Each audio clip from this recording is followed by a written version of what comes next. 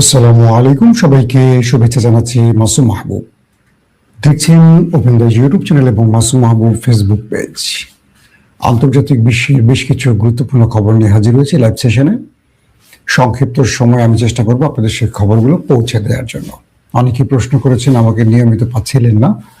ইনশাআল্লাহ আবারও আপনাদেরকে নিয়মিত খবর দেওয়ার চেষ্টা করব। দেশ এবং আন্তর্জাতিক দুই প্রেক্ষাপটে আমরা প্রতিদিন আপনাদেরকে একাধিক ভিডিও দেওয়ার চেষ্টা করব। যারা বাংলাদেশের খবর চান তারাও পাবেন, যারা আন্তর্জাতিক বিশ্বের খবর চান তারাও নিয়মিত এখন থেকে আমাদের চ্যানেলগুলোতে খবরগুলো পাবেন। দর্শক, প্রথম যে শিরোনামটি দিয়ে শুরু করতে চাই সেটি হলো ইরানে এবার সেই কসাই শক্তি বড় রকম হামলার পরিকল্পনা করছে। যে কোনো সময় ইরানে বড় রকম হামলা হবে। সেই হামলার কি কি পরিকল্পনা আছে সেটা জানাবো। পাশাপাশি আরব রাষ্ট্রগুলো এবার ইরানের পক্ষে দাঁড়িয়ে গেছে এবং কি বলছে আরব রাষ্ট্রগুলো সেটাও জানাবো। পাশাপাশি তুরস্ক ইরানের মধ্যে কি আলোচনা চলছে নেপথ্যে সেটাও জানাবো। এবং সিরিয়া প্রসঙ্গে তুরস্কের ভূমিকা, পাশাপাশি কি ঘটতে যাচ্ছে সিরিয়াতে শেষ পর্যন্ত, এই বিষয়টি আমাদের আলোচনায় থাকবে। প্রথম যে খবর দিয়ে শুরু করতে চাই, মিস্টার ট্রাম্প এবং নেতানিয়াহু তাদের মধ্যে যে বিষয়টি আলাপ হচ্ছে, বিভিন্ন জার্নালের তথ্য আলোকে বলছি যে মিস্টার নেতানিয়াহু ট্রাম্পের কাছে দাবি করেছিলেন যেন ইরানকে আক্রমণ করেন তিনি। আমি গল্প আকারে বুঝিয়ে বলি আপনাদের। ট্রাম্প বলছিলেন যে আমি যদি ইরানে আক্রমণ করি সেক্ষেত্রে তোমাকে কি কি ব্যবস্থা নিতে হবে। প্রথমত, তোমার পুরো রাষ্ট্রের মধ্যে তোমাকে সর্বোচ্চ নিরাপত্তা তৈরি করতে হবে। তোমাকে কয়েক হাজার মিসাইল, মানে ইরানের মিসাইল, ব্যালিস্টিক মিসাইল বা ক্রুজ মিসাইল বা হাইপারসোনিক, সুপারসোনিককে মোকাবেলা করতে হবে। ট্রাম্প বলছে তোমার নেভারটন, তোমার ডিমোনা উড়ে যেতে পারে, তোমার আইডিএফ ধ্বংস হতে পারে, তোমার সকল সিকিউরিটি সিস্টেম ধ্বংস হতে পারে, তোমার ইন্টেলিজেন্স, সেটা হোক মোসাদ, হোক সেটা আদার্স কোনো গোয়েন্দা দফতর, সব ভেঙে পড়তে পারে এবং তোমার দেশে হাজার হাজার মানুষ মারা যেতে পারে। তুমি কি এটা মেনে নিতে পারবা? তখন ওই কসাই চাচ্চু বলছে মিস্টার ট্রাম্প কাকুকে যে আমি সব মেনে নেব, তবে একটা শর্ত আছে। ধরো ইরান আমার ডিমোনা উড়াবে, নিভাত্তাম উড়াবে, আবার মোসাদ হেডকোয়ার্টার উড়াবে, আমার পারমাণবিক প্রকল্পকে শেষ করবে, আমার হাইফা ধ্বংস করবে, তেল আবিব ধ্বংস করবে, সব করবে, ফাইন। কিন্তু এত কিছুর বিনিময় ইরান কি শেষ হবে? খামেনি সরকারের পতন হবে? ইরানের টোটাল মিসাইল প্রোগ্রাম ধ্বংস করা যাবে? ইরানের সকল অর্থাৎ পারমাণবিক প্রকল্পকে ধ্বংস করা সম্ভব হবে? যদি এগুলো সম্ভব হয় তার বিনিময়ে আমি এই বিশাল ক্ষতির মূল্য নিতে রাজি আছি। দুজনের মধ্যে কথা হচ্ছে ওইটা আর এইটা। বুঝতে পেরেছেন যে ট্রাম্প বলছেন ওকে, তুমি যেহেতু চাপ দিচ্ছ আমি আক্রমণ করি, কিন্তু আক্রমণের ফলটা হবে এই এই। নেতানিয়াহু চাচ্চু বলছেন যে আমি গত 12 দিনের যুদ্ধে 500-র অধিক মিসাইল হজম করেছি, প্রয়োজনে এবার 700 মিসাইল হজম করব। আমেরিকা বলছে যে ইরানের কাছে 15 থেকে 20 হাজার মিসাইল আছে। ইরান তার সার্বভৌমত্ব রক্ষায় যদি 15 থেকে 20 হাজার মিসাইল ছড়ে তোমার দেশকে টার্গেট করে, তোমার যে আয়তনের দেশ এটা তো থাকবে না। সে বলছে সেটাও আমি মেনে নিব, তবে ইরানের খামেনি সরকারের পতন করতে হবে এবং ইরানের এই রেজিম চেঞ্জ ঘটাতে হবে, মিসাইল প্রোগ্রাম, পারমাণবিক প্রোগ্রাম সব শেষ করতে হবে। তার মানে একটা ভঙ্গুর সিরিয়ার মতো বা আফগানের মতো বা ইরাকের মতো একটা ধ্বংস ইরান আমরা দেখতে চাই। এই পরিস্থিতি দুই রাষ্ট্রের কথা শেষ। ইতিমধ্যে বলা হচ্ছে যে ইরানকে চারদিক থেকে ঘিরে ফেলতে মার্কিন আধুনিক ওয়ারশিপ, সাবমেরিন এবং নিউক্লিয়ার মিসাইলগুলো এগিয়ে আসছে। আবার পাশাপাশি কাতারে ছুটে গেছে রাশিয়া, বেলারুশ, চীন এগিয়ে আসছে ইরানের পাশে। গত 24 ঘন্টায় চীন ইরানকে অসাধারণ কিছু জিনিস পৌঁছে দিয়েছে। বিভিন্ন সূত্র বলছে ইরানের অত্যাধুনিক চীনের অত্যাধুনিক মিসাইল, যুদ্ধ বিমান বা আদার্স আরো যেগুলোকে এইভাবে নাম মেনশন করা হচ্ছে না, যে সূত্রগুলোর খবরগুলি আমি দিচ্ছি বিভিন্ন নেটওয়ার্কিং, সেই নেটওয়ার্কের খবর বলছে যে চীন ইরানকে তার সর্বোচ্চ প্রায়োরিটি দিয়ে এমন কিছু যুদ্ধাস্ত্র দিচ্ছে যেটা চীন ওই দুটো দেশকে মোকাবেলা করতে পারে। এখানে চীনের স্বার্থ দুটো। এক, চীনের এই মুহূর্তে প্রধান টার্গেট বা শত্রু কোন দেশটি আপনারা জানেন, কাকুর দেশটি। তো কাকুর দেশ মানে কাকু তো চীনকে ধরবে বুঝে শুনে, আগে গুছিয়ে আসতেছে। আর চীন চাইছে কাকুকে যদি তার কোনো মিত্রকে দিয়ে তার প্রধান শত্রুকে দুর্বল করা যায়, ঘায়েল করা যায়, এটা কম নয়। দ্বিতীয়ত হলো চীন এমন অনেক কিছু তৈরি করেছে যেগুলো টেস্ট করেনি, এগুলো চীন তার বন্ধুদের কাছে দেয়, বন্ধুরা ব্যবহার করে, আর সেই আলোকে চীন পুরো পৃথিবীতে তার দ্যুতি ছড়ায়। যেমন একটা উদাহরণ দিয়ে বলি আপনাদের, পাকিস্তান এবং ভারতের মধ্যে যখন যুদ্ধটা বেঁধে যায়, অপারেশন সিঁদুর এবং অপারেশন বুনিয়ানুল মারসুস আপনাদের মনে আছে, সেখানে কি করেছে পাকিস্তান? চীন এবং তুর্কি সিস্টেম ব্যবহার করেছে, J-10C, 17 থান্ডার, এগুলো ব্যবহার করে, চীনের এই যুদ্ধ বিমান মিসাইল ব্যবহার করে পাকিস্তান রাফায়েল ফেলে দিয়েছে এবং রাশিয়ান অত্যাধুনিক যুদ্ধ বিমান ফেলে দিয়েছে। পুরো পৃথিবীতে আলোচনা শুরু হয়ে গেছে এবং মিস্টার ট্রাম্প বলেছিলেন যে 7 জেটস ডাউন। কে বলছে? ট্রাম্প। ভারতের নাকি 7টি বিমান ডাউন করেছে পাকিস্তান। এটা বলে ট্রাম্প নরেন্দ্র মোদীকে টিপ্পনি কেটেছে, মানে আঘাত করেছে, মিস্টার নরেন্দ্র মোদী তোমার 7টি বিমান করে গেল। তো এই যে বিষয়গুলো, এটা হলো চীন পাকিস্তানকে দিয়ে টেস্ট করেছে কার বিরুদ্ধে? তার শত্রু ভারতের বিরুদ্ধে। এবার সেই চীন গত 24 ঘন্টায় বেশ কিছু কার্গো ভর্তি করে ইরানের উদ্দেশ্যে ব্যাপক সামরিক অস্ত্র পাঠিয়েছে। বলা হচ্ছে বেলারুশ এবং রাশিয়াও এগিয়ে আসছে ইরানের পক্ষে। এবং আরো কয়েকটি সূত্র বলছে যে সর্বোপরি তার প্রতিবেশী দেশ তুরস্ক ইন্টেলিজেন্স সহ আদার্স বেশ কিছু সিস্টেম পৌঁছে দিয়েছে ইরানকে।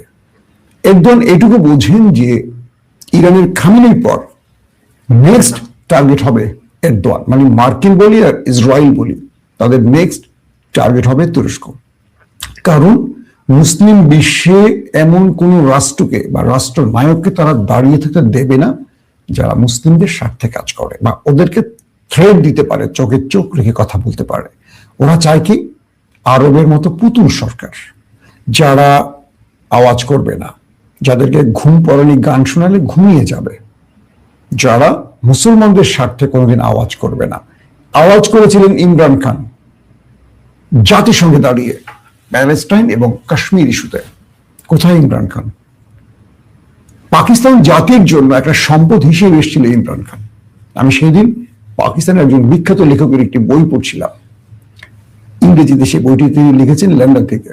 সে বইটিতে তিনি বলছেন যে পাকিস্তান জাতি সবচেয়ে দুর্ভাগা জাতি, তারা ইমরানকে পেল কিন্তু ইমরানকে বুকে জড়িয়ে রাখতে পারলো না। পাকিস্তান সেনাবাহিনী ইতিহাসের সবচেয়ে ঘৃণ্য সেনাবাহিনী হবে, কারণ তারা একজন দেশপ্রেমিক ব্যক্তিকে, যিনি পাকিস্তানকে পুরো পৃথিবীর কাছে তুলে ধরতে পারতেন, আন্তর্জাতিক মহলে পাকিস্তানকে বিকশিত করতে পারতেন এবং যিনি এই পাকিস্তানকে এগিয়ে নিতে পারতেন এশিয়ার মধ্যে সবচেয়ে শ্রেষ্ঠ রাষ্ট্রে, আজ তাকে জেলের অন্ধকারে রেখে দিয়েছে আসিফ মনি। স্রেফ ব্যক্তিগত আক্রোশ। অথচ যেটার জন্য ইমরান খান দায়ী ছিলেন না, দায়ী ছিলেন কামার জাভেদ বাজওয়া। এখন চিন্তা করেন, একজন আসিফ মনি, তিনি কিন্তু ভালো যোদ্ধা এবং তিনি সেনাপ্রধান থাকা অবস্থায় ভারত তার কাছে হেরেছে। তার একটা জিনিস হলো তিনি ভালো যোদ্ধা এবং ভারত বিরোধী মনোভাবের লোক, কিন্তু তিনি সেনাপ্রধান হিসেবে তার এই সাফল্যের সাথে তার অনেকগুলো কলঙ্ক রচিত হয়েছে। সেগুলো কি? পাকিস্তানের ইতিহাসের সবচেয়ে জনপ্রিয় ব্যক্তি এবং বলা হচ্ছে কায়েদে আজমের পর পাকিস্তানের ইতিহাসের সবচেয়ে সফল যে ব্যক্তিটি বা যিনি পারতেন পাকিস্তানকে পুরো দক্ষিণ এশিয়ার শ্রেষ্ঠ রাষ্ট্র বানাতে, সেই ইমরানকে তিনি জেলে ধ্বংস করে ফেলছেন। আফসোস, এমন একজন ইমরান আমাদের দেশে জন্ম নেয়নি। এসেছিলেন একজন জিয়াউর রহমান, এরপরে আমরা আর কাউকে পাইনি, নিকট ভবিষ্যতে পাবো বলে মনেও হচ্ছে না। তো এই ইমরানকে আসিফ উনি ধ্বংস করে দিয়েছেন, জেলে তার পুরো জীবনটা শেষ হয়ে যাচ্ছে। আর পাকিস্তান জাতি হলো গায়ের শক্তিতে চলে, ব্রেনে চলে না। তারা এটা দেখছে আর মেনে নিচ্ছে, কিচ্ছু করার নেই। তো বলা হচ্ছে যে ইমরানকে তারা শেষ করে দিয়েছিল, ওই দুটো রাষ্ট্র, ট্রাম্প এবং দখলদার রাষ্ট্র। এরপর তাদের টার্গেট ছিল এরদোয়ান, এবং সেটি তারা চেষ্টা করেছিল মিস্টার জো বাইডেনের আমলে। জো বাইডেন ক্ষমতার আসার আগে প্রতিশ্রুতি দিয়েছিলেন তিনি মার্কিন প্রেসিডেন্ট হলে তার প্রথম কাজ হবে এরদোয়ানের ক্ষমতা শেষ করা। এরদোয়ান টিকে গেছেন, কিন্তু ক্ষমতা থেকে বিদায় নিয়েছেন মিস্টার জো বাইডেন। এরপর ট্রাম্প কাকা আসলেন ক্ষমতায়, এবং নেতানিয়াহু তার সাথে বললেন যে আমার এই দুটো রাষ্ট্র থেকে দুজনকে সরাতে হবে, কারণ আগামীতে এরা মুসলমানকে এক করে রাখবে, একটা খামিনি, একটা এরদোয়ান। এরদোয়ানের সাথে পেরে উঠলেন না। এরদোয়ানকে নিয়ে গাজা ইস্যুতে অনেক খেলা খেলছেন। এরদোয়ান ফ্রন্ট লাইনে খেলেননি, কিন্তু ব্যাক লাইনে বিগ ম্যাচ খেলেছেন। অর্থাৎ তারা চেয়েছিল গাজা ইস্যুতে এরদোয়ানকে সামনে এনে শেষ করবে তুর্কিটাকে, কিন্তু এরদোয়ান পেছন থেকে খেলছেন, সামনে শুধু আলোচনা করেছেন, কিন্তু পেছন থেকে খেলেছেন।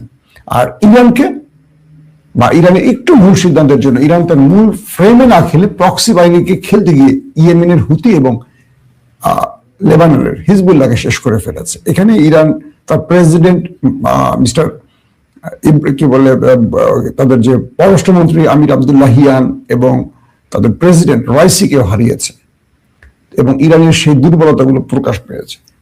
এখন যে বিষয়টি তৈরি হয়েছে যে ইরান তাকে আক্রমণের জন্য এই দুটো রাষ্ট্র প্ল্যান করছে, আবার ইরানকে রক্ষায় চীন, রাশিয়া, বেলারুশ এগিয়ে আসছে নেপথ্য থেকে পাকিস্তান, আসছে তুরস্ক এবং পাকিস্তানের খেলাটা একটু ভিন্নভাবে, এরা আলোচনায় আসছে না, কিন্তু এরা সব রকম সহযোগিতা করছে। মাসুদ পেজেশকিয়ান ইরানের প্রেসিডেন্ট বলেছেন যে আমাদের মুসলিম ভাইয়েরা আমাদের পাশে দাঁড়িয়েছে, এর মধ্যে সৌদি আরব, পাকিস্তান, তুরস্কের নামগুলো উল্লেখ করেছেন। ইন্টারেস্টিং ব্যাপার হলো মিস্টার সৌদি আরবের যুবরাজ ক্রাউন প্রিন্স মোহাম্মদ বিন সালমান, তিনি বুঝতে পেরেছেন তার ভুল। তিনি এইটুকু বুঝেছেন যে ইরান বা মুসলিম দেশ সৌদি আরবের জন্য থ্রেট নয়, তার জন্য থ্রেট হলো ওই দেশটা তেল আবিব। এখন তিনি আরবের বাকি দেশগুলোকে বলছেন যে নেক্সট আমরা, ওরা গ্রেটার ইসরায়েল তৈরি করবে, ওদের লাগাম দিতে হলে আমাদের ইউনিটির প্রয়োজন, ঐক্যবদ্ধ হওয়া প্রয়োজন। সৌদি আরব এখন ইরানের পক্ষে একদমই স্পষ্ট মাঠে নেমেছে। আরব আমিরাত সরে গেছে, মানে আরব আমিরাত বিশ্বাসঘাতক হিসেবে দাঁড়িয়ে গেছে ওদের পক্ষে, নেতানিয়াহুর পক্ষে, কিন্তু সৌদি আরব এখন ইরানের পক্ষে দাঁড়িয়েছে। সৌদি আরব ইরানের পক্ষে শুধু জনমত নয়, সব রকম সহযোগিতার গোপন আশ্বাস দিয়েছে, এমন তথ্য পেয়েছি বেশ কয়েকটি সূত্র থেকে। তার মানে এই মুহূর্তে মিস্টার সালমান, মানে সালমানের ছেলে মোহাম্মদ বিন সালমান, তিনি আসল সত্যটা বুঝতে পেরে তার নতুন ক্যারিশমা শুরু করছেন, এবং তিনি স্পষ্ট আমেরিকাকে বলে দিয়েছেন সৌদি আরবের কোনো ঘাঁটি ইরানের বিরুদ্ধে ব্যবহার করতে দেওয়া হবে না। পূর্বেও পারেনি, জর্দানের ঘাঁটি ব্যবহার হয়েছে, কিন্তু সৌদি আরব দেয়নি আরবকে, যে কারণে আমেরিকা তার ওয়ারশিপ, সাবমেরিন, তার নিউক্লিয়ার মিসাইল যা যা আছে এগুলো নিয়ে ইরানের অন্যান্য পার্সিয়ান গালফ টালফ এদিকে চলে আসছে ইরানকে টার্গেট করে, কিন্তু আরবের ভূমি বা আরবের বেজ ব্যবহারের আর সুযোগটি পাচ্ছে না। এই পরিস্থিতিতে ইরান বলছে যে আমরা আমাদের শত্রুকে মোকাবেলার জন্য সব রকম প্রস্তুতি নিয়েছি, এবং আমাদের কাছে যে মিসাইলের ভান্ডার রয়েছে এটা দিয়ে শত্রুকে ঘায়েল করার জন্য সব রকম ব্যবস্থা আমাদের আছে। আমরা অপেক্ষায় আছি, আক্রান্ত হলে জবাব দেব। এবং ইরান বলছে যে আমরা মনে করে দিতে চাই সেই 12 days, অর্থাৎ 12 দিন, যে 12 দিনে ইরান প্রথম আক্রান্ত হয়ে তাদের 20 জন সর্বোচ্চ পদের লোককে হারিয়ে ঘুরে দাঁড়িয়েছে এবং ওই দেশটিকে নাস্তানুবোধ করে ছেড়েছে। তবে কয়েকটি সূত্র বলছে মিস্টার ট্রাম্প বা তার ফ্রেন্ড নেতানিয়াহুর টার্গেট খামেনিকে শেষ করা। বলা হচ্ছে ইরানের ভেতরে খুব পাওয়ারফুল কিছু ইন্টেলিজেন্স ঘুরে বেড়াচ্ছে এবং তারা খামেনিকে শেষ করে এই রেজিম চেঞ্জ ঘটাতে চায়, এবং খামেনির জন্য যত রকম ফাঁদ তারা পাচ্ছে। তাই মাসুদ পেজেশকিয়ান বলছেন যে খামেনি তাদের প্রাণ, তাদের জান, খামেনির জন্য ইরানিরা হাসতে হাসতে জীবন দিতে পারে। যদি খামেনি আক্রান্ত হয় তাহলে শত্রুদের কিচ্ছু থাকবে না। পাশাপাশি তিনি এটিও বলেছেন ইরান তার ঐতিহ্য থেকে সরে আসবে না, ইরান তার শেষ রক্তবিন্দু দিয়ে লড়াইটা করেই যাবে। তাই ইরানের সেনাবাহিনী জনগণ এক আছে, এবং তিনি দেশের জনগণকে সাহস দিয়ে বলেছেন যে দেশের শত্রুরা যেভাবে বিদেশিদের প্রেসক্রিপশনে রাষ্ট্রকে ধ্বংসে নেমেছিল সরকার বিরোধী আন্দোলনে, দেশের যে লক্ষ লক্ষ মানুষ নেমেছে তাদের প্রশংসা করেছেন। বলছেন এভাবেই দেশকে রক্ষা করতে হবে শত্রুর হাত থেকে। এই পর্যায়ে সিরিয়ার কিছু দুর্দান্ত খবর পাওয়া গেছে। সিরিয়াতে মোটামুটি যে অঞ্চলগুলো এতদিন ইসরায়েল মার্কিন মদতপুষ্ট কুর্দিরা দখলে রেখেছে সেখান থেকে ঝেঁটিয়ে বিদায় করেছে আহমেদ সারার আল জোলানি বাহিনী এবং তুর্কির বিশেষ পরিকল্পনায়। এবং তারা কুর্দিরা তারা এখন সিরিয়া থেকে পালাতে শুরু করেছে। যে তেল ক্ষেত্রগুলো তারা দখলে রেখেছে সেখানে তারা আর নেই, সেটা আরব বেদুইনদের দখলে চলে গেছে। আমাকে অনেকে প্রশ্ন করেছেন যে আরব বেদুইন বিষয়টা কি। আপনাদের হয়তো আরবের ইতিহাসগুলো আমি এর আগে অনেকবার বলেছি, সংক্ষিপ্ত একটু বলি। সিরিয়াতে বা আরবের যে আজকে মোহাম্মদ বিন সালমানরা, এরাও কিন্তু বেদুইন জাতি ছিলেন, গোত্র। এবং আপনাদের মনে আছে হিস্টোরিক্যাল ভাবে যারা তুর্কি মুভি দেখেছেন, শরীফুদ্দিন তারই প্রজন্ম ধরে ধরে আজকের এই সৌদি বা সৌদ পরিবার বা জর্দানের রাজ পরিবার, দ্বিতীয় আবদুল্লাহর পরিবার। তো বলা হচ্ছে যে সিরিয়া তো এরকম অনেক আরব কাবিলা আছে। তো কুর্দিশরা যখন পালিয়ে গেছে তখন সেগুলোর দায়িত্ব নিয়েছে এই আরব বেদুইনরা। এরা আবার সরকারের মদতপুষ্ট, অর্থাৎ সরকার তাদেরকে এখানে দায়িত্ব দিয়ে রেখেছে। তারা এখন তেলকূপগুলো দেখবে। দেখেন একটা বিষয় খুব মজা লেগেছে, আহমেদ সারার জোলানির একটি বক্তব্য। তিনি কদিন আগে একটি বক্তব্য দিয়েছিলেন যে কুর্দিদের উদ্দেশ্যে যারা সিরিয়া জাতির বিরুদ্ধে অস্ত্র হাতে নিয়েছে, তিনি বলছেন যে হে কুর্দিরা, তোমরা কাদের বিরুদ্ধে লড়াই করছো? তোমরা কি আমাদের ইতিহাস জানো যে আমরা ক্রুসেডের বিরুদ্ধে লড়াই করেছিলাম এক হয়ে? তোমরা সালাউদ্দিন আইয়ুবীর জাতি, আমরা নুরুদ্দিন জঙ্গের জাতি। আমরা ভাই ছিলাম। আমরা মিলেই রাশিয়া আমেরিকার মতো পুরো সাম্রাজ্যবাদ বা পুরো পৃথিবী আমরা কন্ট্রোল করেছিলাম। কে বলছে? জোলানি। কুর্দিদের উদ্দেশ্যে যারা অস্ত্র হাতে নিয়েছে সিরিয়ার বিরুদ্ধে এবং এই সিরিয়াকে ধ্বংস করেছে, যে আমরা মিলেই এই রাশিয়া আমেরিকা বা ইউরোপ আমরা শাসন করেছিলাম। আজকে ওরা ক্রুসেডাররা আমাদের মধ্যে বিভাজন তৈরি করে দিয়ে তোমাদেরকে আমাদের বিরুদ্ধে অস্ত্র হাতে তুলে দিয়ে আজকে আমরা নিজেরা খুনাখুনি করছি। তোমরা আমাদেরকে মারছো, আমরা তোমাদের মারছি। কিন্তু মনে রেখো, এই সিরিয়াতে সরকার থাকবে একটি, সেনাবাহিনী থাকবে একটি। তোমাদেরকে যারা অস্ত্র হাতে দিয়ে নামাচ্ছে তারা তোমাদের স্বার্থে নামাচ্ছে না, আমাদেরকে দুর্বল রাখার জন্য, বিভাজিত রাখার জন্য তারা এই কাজগুলো করছে। তো কুর্দিদের মধ্যে দুটো ধারা আছে, একটি হলো ইসলামিস্ট, একটা হলো সেকুলার, যারা ধর্মকর্ম মানে না। তো যারা ইসলামিস্ট তারা ক্রমান্বয়ে জোলানির এই কথা আশ্বস্ত হয়ে অস্ত্র ছেড়ে দিচ্ছে।